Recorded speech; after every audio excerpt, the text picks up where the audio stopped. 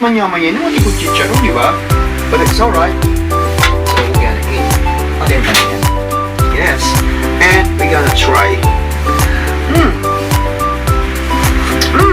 It's super yummy.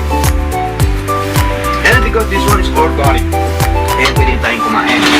Because we are Asian, we love rice. Diba?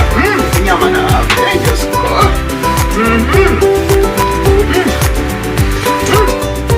Kanyaman at saka tingkat ang nasi. Wow, yung balato. Tama na. Balatong kiliging Korean, ha? Imagine yung balatong kiliging Korean. But so right. At saka itong kinatang babi. Actually,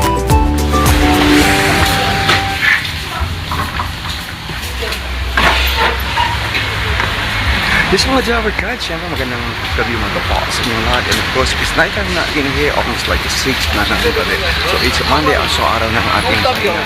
So nag-grade yung something like Filipino food yung native in Pilipinas, kaya often late ang balatong. And of course, the munggo. So they don't have it in here, the Korean, my favorite Korean supermarket. So I'm gonna go to another supermarket. So kung saan nakabilang sa half W, balo mo ba? Pati marim lang na yung mag-ready kang mga food niya. So that's all we're gonna go in there and get something. At manalikat o balo, baka atin ko pang balo yan. Finally, I think in here they have the munggo. So eto, medyo makulimlim na. It's almost like 6:30. Naglakad lang kasi like from left to the right. So that's all my food we're gonna go in there. Talagang nagugutom na talaga about this. Imagine dyan, pakukulang siya ng 1 hour. So, tara, sa paborito kong supermarket.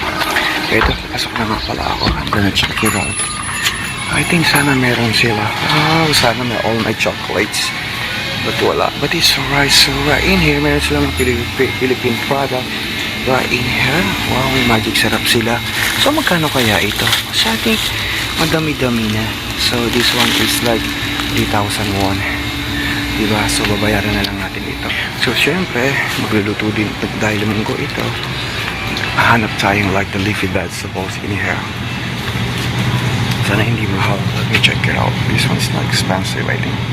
So, that one is 3,000. So, this one is 1,001. So, siguro, ito na lang.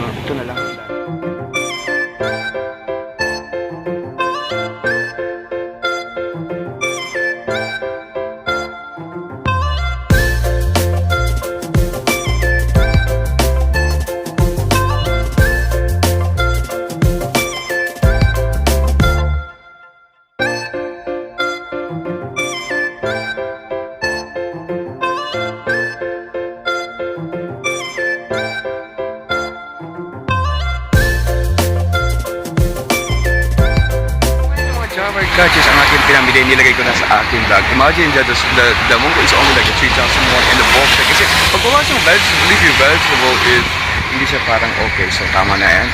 Wala naman akong baong. So bagoong sa Disongju. Tara na sa akin. Yes mga Java guys. Welcome home sa ating kubo. Yes, ang bahay ko ay kubo.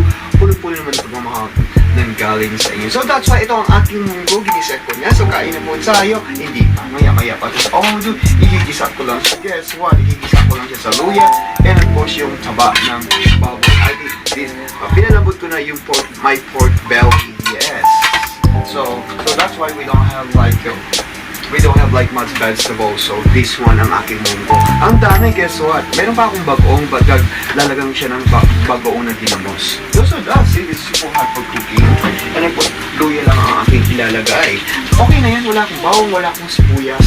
Kasi naghihirap lang tayo. But it's already most important is we cook our healthy lifestyle food. Siyempre sa bahay kubo, kahit munti ang halaman doon. Ay, sorry. Guess what? Yan ang mga Java guys. This one is my small house. It's studio type. Isa lang siyang maliit na room inside. And I have a small bed and of course this small kitchen. Yes, ito ang aking mga shoes, yung mga galing sa ukay-ukay. And right now, I put yung aking ginger. Yes, and kung gigisa ko lang siya. Kumusta nga bilang isang Java news, syempre, we always inspired, never expired. Naku, Makakatakot parang magkaganda yung mantika.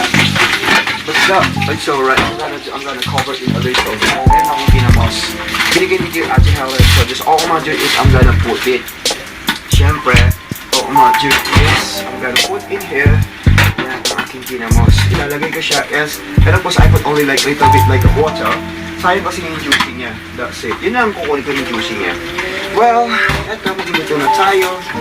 Nakakamiss din kasi yung ating Filipino food. Oh my God, yun nga ba ang sinasabi ko. So, I'm gonna make it a little bit low. Initin ko muna siya. But I think that's okay. Alright, here we go. And we're gonna put ang ating, what you call that? Ang ating ginamos. Yes. We're gonna put this one. I like the juicy. Yung kanyang juice para masarap-sarap siya. Yeah, siguro. And of course, I'm gonna on the fire. Hindi na magagalit yan. Ano ba yan? Pinapasok ako, but it's alright. No worry. Alright, here we go. Lalagyan na natin siya ng simple hot for cooking. Lalagyan ko siya ng pampalasa. Yes. That's it. Pampalasa. Huwag naman madami. Baka mahilo ako. And of course, lagyan din natin siya ng konting asin. That's it. Alright, here we go. I'll put the oyster sauce. Ganun lang ka-easy ang ating simple hot pot cooking. Dagdagan mo ng konting oyster sauce.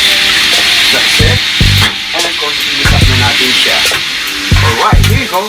And ayan ko lang siya a little bit like the smell of the aroma. Munggo. Munggong pachamba.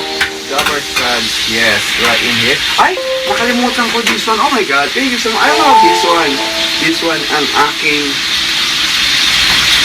aking favorite na sombrero.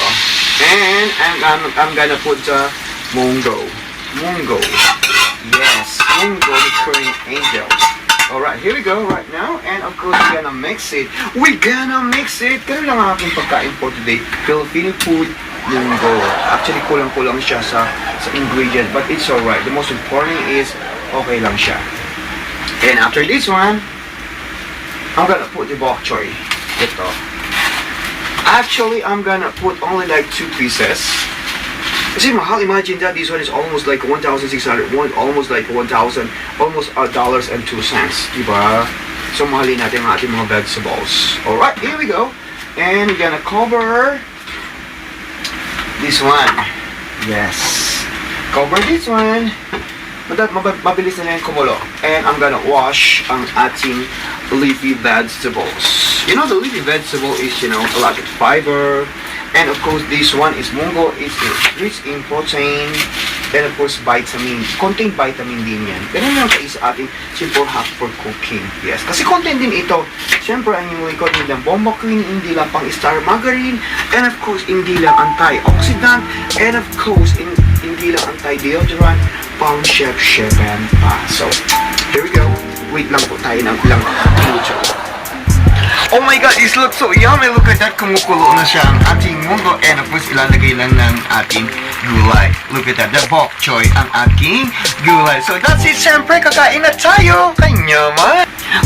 Leron, sinta, buko ng papaya. Oh my God, Dower God, this was so really good. Eto, kakain na tayo mga Dower God. Siyempre, because we are Asian, we love rice. And of course, I'm gonna put to my favorite. Itong aking paboritong lagayan ng pagkain. And of course, right in here, ilalagay ko lang siya. At syempre, i-serve ko na sa'yo. Wow, it's okay. Lutong bahay. Tamang-tama ito. Dahil malamig-lamig ang panahon sa labas, munggo ang katapat ko sa araw na to. Kanyaman, naala ko mo chicharon, mas manyaman yan. Yung tipo chicharon, di ba? But it's alright. So, we're gonna eat. Patenta niya. Yes. And we're gonna try. It's super yummy. And because this one is organic, and pwede tayong kumain. Because we are Asian, we love rice. Diba? Kanyaman na. Okay, Diyos ko.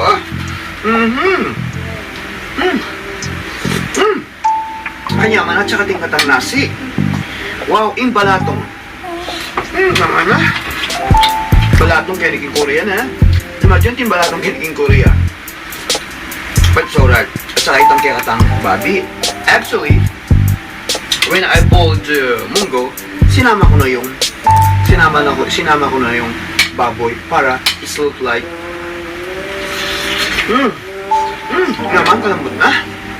Nakukaling ka pa. Naman. Maraming salamat po sa inyo lahat. And of course, this is your Korean channel. Never talk to my shop. Mga story mula sa bansang Korea. Ito naman, nagluto naman ako ng pachambang munggo. Kulang sa Ricardo. And this is your Korean Angel. Maraming salamat po sa inyo lahat. Bye-bye. Ating ko pong sing-sing. Metong yang tempo kan. Bye-bye. Salamat po.